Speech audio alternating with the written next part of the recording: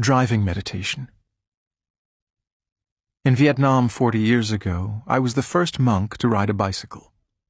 At that time, it was not considered a very monkish thing to do. But today, monks ride motorcycles and drive cars. We have to keep our meditation practices up to date and respond to the real situation in the world. So I have written a simple verse you can recite before starting your car. I hope you find it helpful. Before starting the car, I know where I am going. The car and I are one. If the car goes fast, I go fast. Sometimes we don't really need to use the car, but because we want to get away from ourselves, we go for a drive. We feel that there is a vacuum in us, and we don't want to confront it. We don't like being so busy, but every time we have a spare moment, we are afraid of being alone with ourselves. We want to escape. Either we turn on the television, pick up the telephone, read a novel, go out with a friend, or take the car and go somewhere. Our civilization teaches us to act this way, and provides us with many things we can use to lose touch with ourselves. If we recite this poem as we are about to turn the ignition key of our car, it can be like a torch, and we may see that we don't need to go anywhere. Wherever we go, our self will be with us. We cannot escape. So it may be better and more pleasant to leave the ignition off and go out for a walking meditation. It is said that in the last several years, 2 million square miles of forest land have been destroyed by acid rain, partly because of our cars. Before starting the car, I know where I am going, is a very deep question. Where shall we go? To our own destruction? If the trees die, we humans are going to die also. If the journey you are making is necessary, please do not hesitate to go. But if you see that it is not really important, you can remove the key from the ignition and go instead for a walk along the riverbank or through a park. You will return to yourself and make friends with the trees again. The car and I are one. We have the impression that we are the boss, and the car is only an instrument, but that is not true. When we use any instrument or machine, we change. A violinist with his violin becomes very beautiful. A man with a gun becomes very dangerous. When we use a car, we are ourselves and the car. Driving is a daily task in this society. I am not suggesting you stop driving, just that you do so consciously. While we are driving, we think only about arriving. Therefore, every time we see a red light, we are not very happy. The red light is a kind of enemy that prevents us from attaining our goal. But we can also see the red light as a bell of mindfulness, reminding us to return to the present moment. The next time you see a red light, please smile at it and go back to your breathing. Breathing in, I calm my body. Breathing out, I smile. It is easy to transform a feeling of irritation into a pleasant feeling. Although it is the same red light, it becomes different. It becomes a friend, helping us remember that it is only in the present moment that we can live our lives. When I was in Montreal several years ago to lead a retreat, a friend drove me across the city to go to the mountains. I noticed that every time a car stopped in front of me, the sentence "Je me souviens" was on the license plate. It means, I remember. I was not sure what they wanted to remember, perhaps their French origins, but I told my friend that I had a gift for him. Every time you see a car with that sentence, "Je me souviens," remember to breathe and smile. It is a bell of mindfulness. You will have many opportunities to breathe and smile as you drive through Montreal. He was delighted, and he shared the practice with his friends. Later, when he visited me in France, he told me that it was more difficult to practice in Paris than in Montreal, because in Paris there is no "Je me souviens." I told him, there are red lights and stop signs everywhere in Paris. Why don't you practice with them? After he went back to Montreal, through Paris, he wrote me a very nice letter. Thai. It was very easy to practice in Paris. Every time a car stopped in front of me, I saw the eyes of the Buddha blinking at me. I had to answer him by breathing and smiling. There was no better answer than that. I had a wonderful time driving in Paris. The next time you are caught in a traffic jam, don't fight. It's useless to fight. Sit back and smile to yourself, a smile of compassion and loving kindness. Enjoy the present moment, breathing and smiling, and make the other people in your car happy. Happiness is there if you know how to breathe and smile, because happiness can always be found in the present moment. Practicing meditation is to go back to the present moment in order to encounter the flower, the blue sky, the child. Happiness is available. Decompartmentalization. We have so many compartments in our lives. How can we bring meditation out of the meditation hall and into the kitchen and the office? In the meditation hall, we sit quietly and try to be aware of each breath. How can our sitting influence our non-sitting time? When a doctor gives you an injection, not only your arm but your whole body benefits from it. When you practice half an hour of sitting meditation a day, that time should be for all 24 hours, and not just for that half hour. One smile, one breath, should be for the benefit of the whole day, not just for that moment.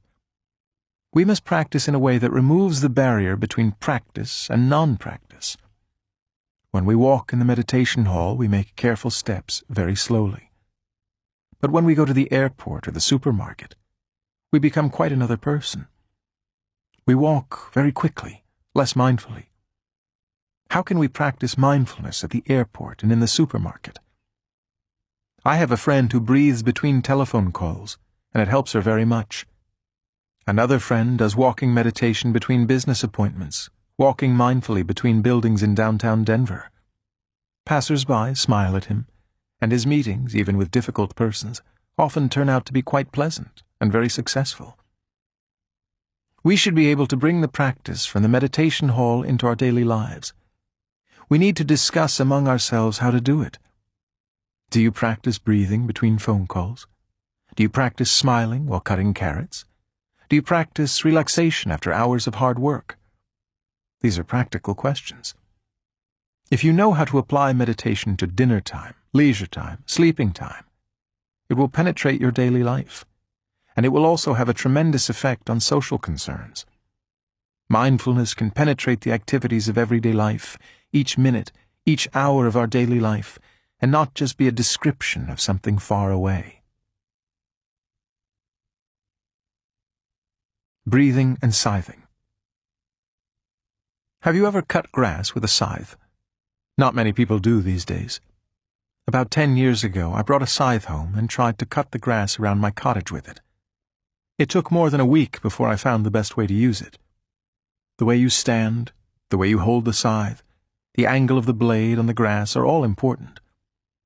I found that if I coordinated the movements of my arms with the rhythm of my breathing and worked unhurriedly while maintaining awareness of my activity, I was able to work for a longer period of time. When I didn't do this, I became tired in just 10 minutes. During the past few years, I have avoided tiring myself and losing my breath. I must take care of my body, treat it with respect as a musician does his instrument. I apply non-violence to my body, for it is not merely a tool to accomplish something. It itself is the end. I treat my scythe in the same way. As I use it while following my breathing, I feel that my scythe and I breathe together in rhythm. It is true for many other tools as well. One day an elderly man was visiting my neighbor, and he offered to show me how to use the scythe. He was much more adept than I, but for the most part he used the same position and movements. What surprised me was that he too coordinated his movements with his breathing. Since then, whenever I see anyone cutting his grass with a scythe, I know he is practicing awareness. Aimlessness. In the West, we are very goal-oriented. We know where we want to go, and we are very directed in getting there. This may be useful, but often we forget to enjoy ourselves along the route. There's a word in Buddhism that means wishlessness or aimlessness. The idea is that you do not put something in front of you and run after it, because everything is already here, in yourself. While we practice walking meditation, we do not try to arrive anywhere. We only make peaceful, happy steps. If we keep thinking of the future, of what we want to realize, we will lose our steps. The same is true with sitting meditation. We sit just to enjoy our sitting. We do not sit in order to attain any goal. This is quite important. Each moment of sitting meditation brings us back to life, and we should sit in a way that we enjoy our sitting for the entire time we do it. Whether we are eating a tangerine, drinking a cup of tea, or walking in meditation, we should do it in a way that is aimless. Often we tell ourselves, "Don't just sit there, do something." But when we practice awareness, we discover something unusual. We discover that the opposite may be more helpful. Don't just do something, sit there. We must learn to stop from time to time in order to see clearly. At first, stopping may look like a kind of resistance to modern life, but it is not. It is not just a reaction, it is a way of life. Humankind's survival depends on our ability to stop rushing. We have more than 50,000 nuclear bombs, and yet we cannot stop making more. Stopping is not only to stop the negative, but to allow positive healing to take place. That is the purpose of our practice, not to avoid life, but to experience and demonstrate that happiness in life is possible now and also in the future. The foundation of happiness is mindfulness. The basic condition for being happy is our consciousness of being happy. If we are not aware that we are happy, we are not really happy. When we have a toothache, we know that not having a toothache is a wonderful thing. But when we do not have a toothache, we are still not happy. A non-toothache is very pleasant. There are so many things that are enjoyable, but when we don't practice mindfulness, we don't appreciate them. When we practice mindfulness, we come to cherish these things, and we learn how to protect them. By taking good care of the present moment, we take good care of the future. Working for peace in the future is to work for peace in the present moment. Our life is a work of art. After a retreat in Southern California, an artist asked me, "What is the way to look at a flower so that I can make the most of it for my art?" I said, "If you look in that way, you cannot be in touch with the flower. Abandon all your projects so you can be with the flower with no intention of exploiting it or getting something from it." The same artist told me, "When I'm with a friend, I want to profit from him or her." Of course we can profit from a friend, but a friend is more than a source of profit. Just to be with a friend without thinking to ask for his or her support, help, or advice is an art. It has become a kind of habit to look at things with the intention of getting something. We call it pragmatism, and we say that the truth is something that pays. If we meditate in order to get to the truth, it seems we will be well paid. In meditation, we stop, and we look deeply. We stop just to be there, to be with ourselves and with the world. When we are capable of stopping, we begin to see, and if we can see, we understand. Peace and happiness are the fruit of this process. We should master the art of stopping in order to really be with our friend and with the flower. How can we bring elements of peace to a society that is very used to making profit? How can our smile be the source of joy and not just a diplomatic maneuver? When we smile to ourselves, that smile is not diplomacy. It is the proof that we are ourselves, that we have full sovereignty over ourselves. Can we write a poem on stopping, aimlessness, or just being? Can we paint something about it? Everything we do is an act of poetry, or a painting, if we do it with mindfulness. Growing lettuce is poetry. Walking to the supermarket can be a painting. When we do not trouble ourselves about whether or not something is a work of art, if we just act in each moment with composure and mindfulness, each minute of our life is a work of art. Even when we are not painting or writing, we are still creating. We are pregnant with beauty, joy, and peace, and we are making life more beautiful for many people. Sometimes it is better not to talk about art by using the word art. If we just act with awareness and integrity, our art will flower, and we don't have to talk about it at all. When we know how to be peace, we find that art is a wonderful way to share our peacefulness. Artistic expression will take place in one way or another, but the being is essential. So we must go back to ourselves. And when we have joy and peace in ourselves, our creations of art will be quite natural, and they will serve the world in a positive way. Hope as an obstacle. Hope is important because it can make the present moment less difficult to bear. If we believe that tomorrow will be better, we can bear a hardship today. But that is the most that hope can do for us, to make some hardship lighter. When I think deeply about the nature of hope, I see something tragic. Since we cling to our hope in the future, we do not focus our energies and capabilities on the present moment. We use hope to believe something better will happen in the future, that we will arrive at a peace or the kingdom of God. Hope becomes a kind of obstacle. If you can refrain from hoping, you can bring yourself entirely into the present moment and discover the joy that is already here. Enlightenment, peace, and joy will not be granted by someone else. The well is within us, and if we dig deeply in the present moment, the water will spring forth. We must go back to the present moment in order to be really alive. When we practice conscious breathing, we practice going back to the present moment where everything is happening. Western civilization places so much emphasis on the idea of hope that we sacrifice the present moment. Hope is for the future. It cannot help us discover joy, peace, or enlightenment in the present moment. Many religions are based on the notion of hope, and this teaching about refraining from hope may create a strong reaction. But the shock can bring about something important.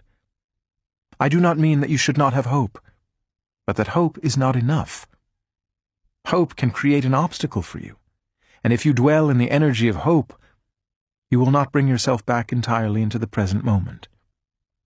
If you rechannel those energies into being aware of what is going on in the present moment, you will be able to make a breakthrough and discover joy and peace right in the present moment, inside of yourself and all around you. A.J. Muste, the mid-20th century leader of the peace movement in America who inspired millions of people, said, "There is no way to peace. Peace is the way." This means that we can realize peace right in the present moment with our look, our smile, our words, and our actions. Peace work is not a means. Each step we make should be peace. Each step we make should be joy. Each step we make should be happiness. If we are determined, we can do it. We don't need the future. We can smile and relax. Everything we want is right here in the present moment. Flower insights. There is a story about a flower which is well known in the Zen circles. One day the Buddha held up a flower in front of an audience of 1,250 monks and nuns. He did not say anything for quite a long time. The audience was perfectly silent. Everyone seemed to be thinking hard, trying to see the meaning behind the Buddha's gesture. Then suddenly the Buddha smiled. He smiled because someone in the audience smiled at him and at the flower. The name of that monk was Mahakashyapa. He was the only person who smiled, and the Buddha smiled back and said, "I have a treasure of insight, and I have transmitted it to Mahakashyapa." That story has been discussed by many generations of Zen students, and people continue to look for its meaning. To me, the meaning is quite simple. When someone holds up a flower and shows it to you, he wants you to see it. If you keep thinking, you miss the flower. The person who was not thinking, who is just himself, was able to encounter the flower in depth, and he smiled. That is the problem of life. If we are not fully ourselves, truly in the present moment, we miss everything. When a child presents himself to you with his smile, if you are not really there, thinking about the future or the past or preoccupied with other problems, then the child is not really there for you. The technique of being alive is to go back to yourself in order for the child to appear like a marvelous reality. Then you can see him smile, and you can embrace him in your arms. I would like to share a poem with you, written by a friend of mine who died at the age of 28 in Saigon about 30 years ago. After he died, people found many beautiful poems he had written, and I was startled when I read this poem. It has just a few short lines, but it is very beautiful. Standing quietly by the fence, you smile your wondrous smile. I am speechless, and my senses are filled by the sounds of your beautiful song, beginningless and endless. I bow deeply to you. You refers to a flower, a dahlia. That morning as he passed by a fence, he saw that little flower very deeply, and struck by the sight of it, he stopped and wrote that poem. I enjoy this poem very much. You might think that the poet was a mystic, because his way of looking and seeing things is very deep. But he was just an ordinary person, like any one of us. I don't know how or why he was able to look and see like that, but it is exactly the way we practice mindfulness. We try to be in touch with life and look deeply as we drink our tea, walk, sit down, or arrange flowers. The secret of the success is that you are really yourself, and when you are really yourself, you can encounter life in the present moment. Breathing room. We have a room for everything, eating, sleeping, watching TV, but we have no room for mindfulness. I recommend that we set up a small room in our homes and call it a breathing room, where we can be alone and practice just breathing and smiling, at least in difficult moments. That little room should be regarded as an embassy of the kingdom of peace. It should be respected and not violated by anger, shouting, or things like that. When a child is about to be shouted at, she can take refuge in that room. Neither the father nor the mother can shout at her anymore. She is safe within the grounds of the embassy. Parents sometimes will need to take refuge in that room also, to sit down, breathe, smile, and restore themselves. Therefore, that room is for the benefit of the whole family. I suggest that the breathing room be decorated very simply, and not be too bright. You may want to have a small bell, one with a beautiful sound, a few cushions or chairs, and perhaps a vase of flowers to remind us of our true nature. You or your children can arrange flowers in mindfulness, smiling. Every time you feel a little upset, you know that the best thing to do is to go to that room, open the door slowly, sit down, invite the bell to sound — in my country we don't say strike or hit a bell — and begin to breathe. The bell will help not only the person in the breathing room, but the others in the house as well. Suppose your husband is irritated. Since he has learned the practice of breathing, he knows that the best thing is to go into that room, sit down, and practice. You may not realize where he has gone. You are busy cutting carrots in the kitchen. But you suffer also, because you and he just had some kind of altercation.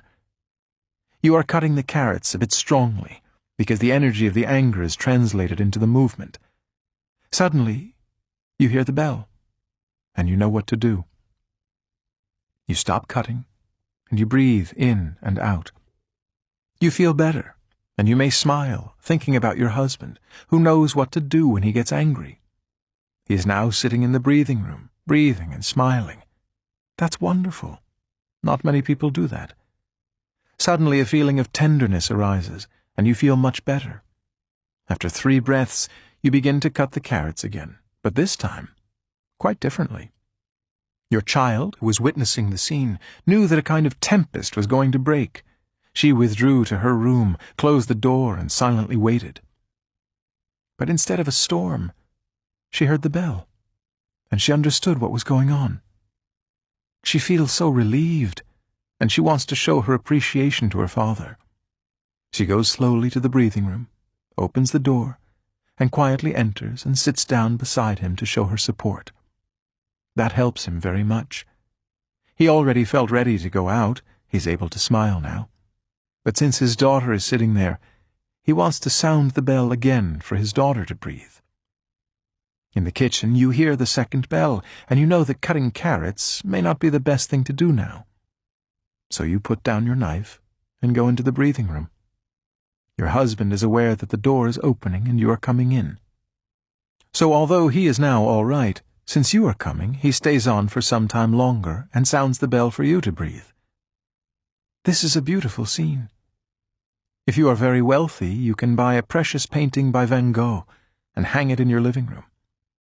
But it will be less beautiful than this scene in the breathing room. The practice of peace and reconciliation is one of the most vital and artistic of human actions. I know of families where children go into a breathing room after breakfast, sit down and breathe in, out, 1, in, out, 2, in, out, 3, and so on up to 10, and then they go to school. If your child doesn't wish to breathe 10 times, perhaps 3 times is enough. Beginning the day this way is very beautiful and very helpful to the whole family. If you are mindful in the morning and try to nourish mindfulness throughout the day, you may be able to come home at the end of a day with a smile, which proves that mindfulness is still there. I believe that every home should have one room for breathing. Simple practices like conscious breathing and smiling are very important. They can change our civilization. Continuing the journey.